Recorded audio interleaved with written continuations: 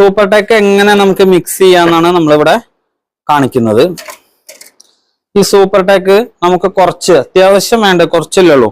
എത്രയാണോ വേണ്ട വെച്ചാൽ അത്രയും ഭാഗം നമ്മളൊരു കോലോ അല്ലെങ്കിൽ ബ്ലൈഡോ ഉപയോഗിച്ചിട്ട് നമുക്ക് അതെടുക്കുക. കണ്ടോ, ഇതേപോലെ നമുക്കത് എടുക്കുക. അത്യാവശ്യം എത്രയാണോ വേണ്ടത്, കുറച്ചുകൂടി വേണ്ട വെച്ചാൽ അത്ര നമുക്ക് എടുക്കുക. പിന്നെ നമ്മളിവിടെ പൊടി വെച്ചിട്ടുണ്ട്, ആ പൊടി അതിൽ മിക്സ് ചെയ്യാനാണ് കേട്ടോ. കണ്ടോ, പൊടി നമ്മൾ